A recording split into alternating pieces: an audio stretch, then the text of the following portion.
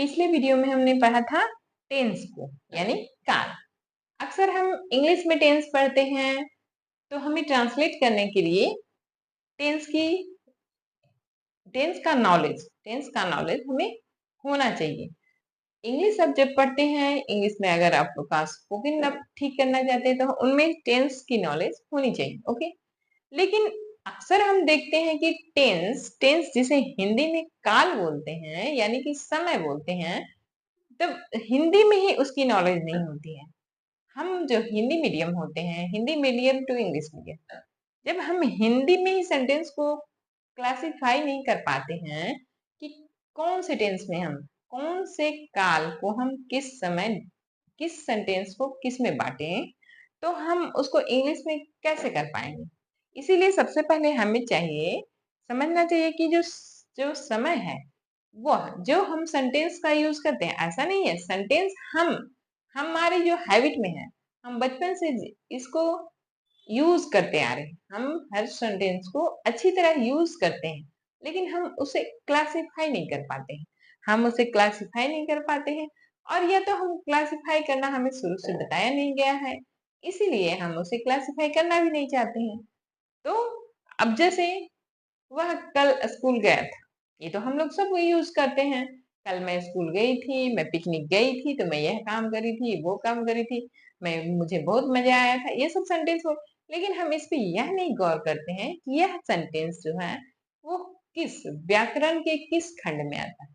व्याकरण के किस खंड में जो हम वाक्य का प्रयोग कर रहे हैं, वह जो सेंटेंस है, जो वाक्य है, वह किस काल के अंतर्गत आता है।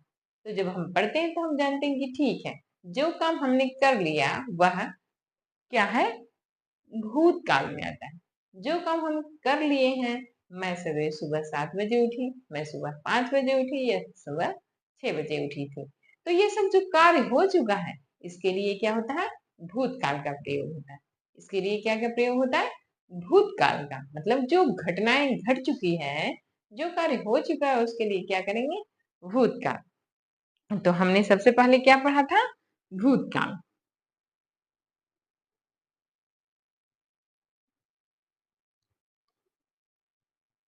इसके बाद हमने पढ़ा था जो अभी अभी घटनाएं हो रही है, जो अभी अभी हो रही है उसे क्या बोलते हैं, वर्तमान काल। मैं आपको पढ़ा रही हूँ, आप पढ़ रहे हो, आप खेल रहे हो, आप घूम रहे हो, हम जन्माष्टमी मना रहे हैं, क्योंकि आज जन्माष्टमी है। तो आप सभी अपने अपने घरों में धूमधाम से जन्माष्टमी मना रहे होंगे। हैप्पी जन्माष्टमी आप सबको। अब हम देखते हैं वर्तमान काल। वर्तमान काल मतलब जो क्रिया अक्सर होती रहती है, जैसे सूर्य दिन में निकलता है। सूर्य दिन में निकलता है, ये भी एक घटना है जो निश्चित है।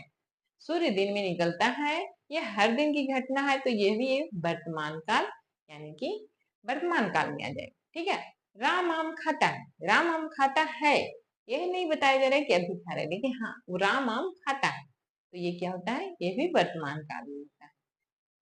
वह स्कूल जाता है, वह स्कूल जाता है, राम पढ़ने जाता है, टीचर बच्चों को पढ़ाती है, प्रधानमंत्री भाषण देते हैं। तो ये सब जो होता है, ये सब क्या होता है, यह वर्तमान काल में होता है। और जो अभी अभी सामने घटना घट रही है, मैं पढ़ा रही हूँ, आप पढ़ रहे हैं, पंखा चल रहा है, वह खेल रहा है, मैं कूद रही हूँ, ये सब क्या होता है, ये सब होते हैं वर्तमान काल। जो जो घटनाएं अभी घट रही है, उसे क्या बोला जाता है, वर्तमान काल। उसे क्या बोला जाता है, वर्तमान काल। और तीसरा होता है, उसे क्या बोलते हैं, भविष्यत काल, जिसे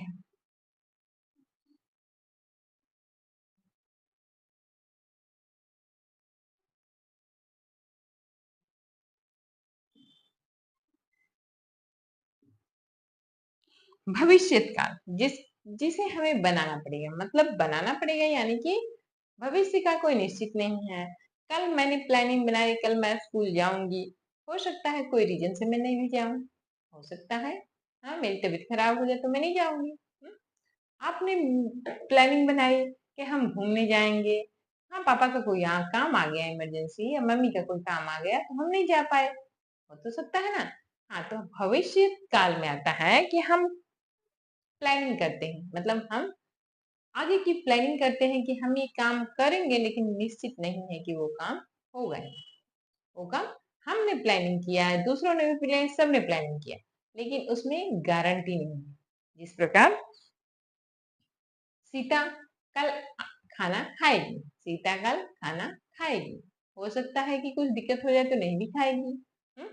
तो जो काम की प्लानिंग करते हैं, जो अभी नहीं, मैं रात में पढ़ाई करूंगा, मैं रात में पढ़ाई करूंगा, करूंगा, जो घटनाएं अभी नहीं, पहले भी नहीं, जब आगे, मतलब इस समय के बाद की घटनाएं जो आगे की प्लानिंग की जाती है, वो होता है भविष्य का। तो इसको अगर हम सिंपल, जब हम शुरू में जानते हैं, तो इसका जो टाइप्स है, उसके लिए बच्चे पहले इसे हम अच्छे से समझ लें, उसके बाद उस टाइप को समझेंगे। ठीक है, तो इसको पहचाने कैसे, इसे पहचाने कैसे, तो देखिए हमने बोला कि वह वह गांव गया था, वह पिकनिक गया था, वह पिकनिक गई थी, वह मेन पार्ट मैन पार्ट घूमने गई थी। तो जिसके लास्ट में था, थे या थी, ये का प्रयोग होता है जिस सेंटेंस के लास्ट में, तो वो भूतकाल में चला जाता है। अक्सर आप देखते होंगे कि जो जैसे स्टोरियां होती हैं, जो स्टोरी हम पढ़ते हैं, तो लगभग बहुत सारी स्टोरियां क्या रहती है, पास्ट टेंस की रहती है। मतलब कि जो बीरबल की कहानियां हम पढ़ते हैं वो पास्ट टेंस की रहती है, जो पंचतत्व की कहानियां पढ़ते हैं वो पास्ट टेंस की रहती है। तो जो भूतकाल में होता है वो क्या होता है, था थे थी, मतलब कि जो जिसके पीछे में अगर यह जो वर्ड लगे रहते हैं, इससे ये जो बन समाप्त होता है, तो वो क्या होते हैं, भूतकाल के, वो क्या होते हैं, भूतकाल के। या ये ये लगा रहेगा, तो या ये या ये मतलब वह खाया, वह खाई, वह खाए, ये सब जो अगर शब्द हो गए, अगर वह खाया और सो गए, वह खाया और सो गए, मतलब कि ये भूतकाल के वाक्य हैं।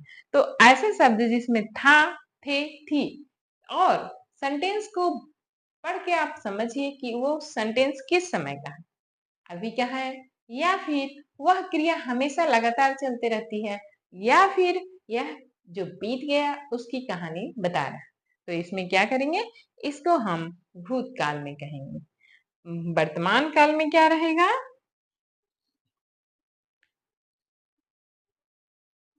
है या है, रहा है या रही है।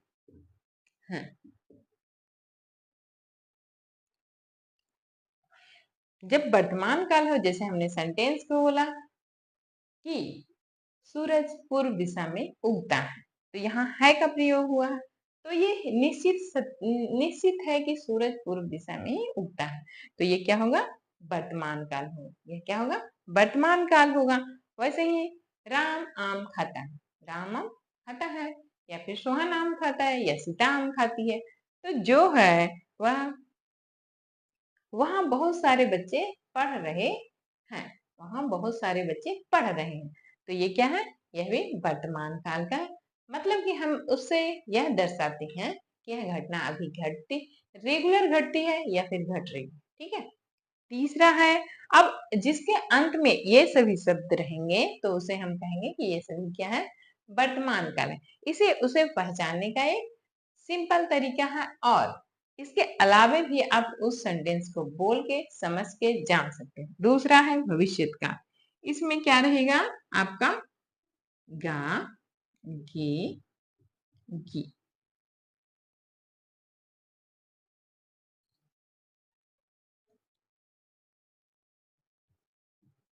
मतलब वह जाएगा, वह सोएगा, वह सोएगी, वह खेलेगा या वह खेलेगी, हाँ आप जाओगे। तो जैसे शब्द होते हैं जिनके पीछे में गा, गे, गी, तो वो क्या होता है, भविष्य का, वह क्या होता है, भविष्यत काल, और इसे क्या बोलते हैं? Future tense. इसे क्या बोला जाता है? Future tense. इसे बोला जाता है वर्तमान काल को प्रेजेंट टेंस, और इसे बोला जाता है पास्ट टेंस। तो आप अब लगभग समझ चुके होंगे कि जो सेंटेंस हम बोल रहे हैं वो प्रेजेंट का है, पास्ट का है या फ्यूचर का है। अब उसके अकॉर्डिंग हम इंग्लिश में भी उसे इजीली ट्रांसलेट कर लेंगे। ठीक है? धन्यवाद।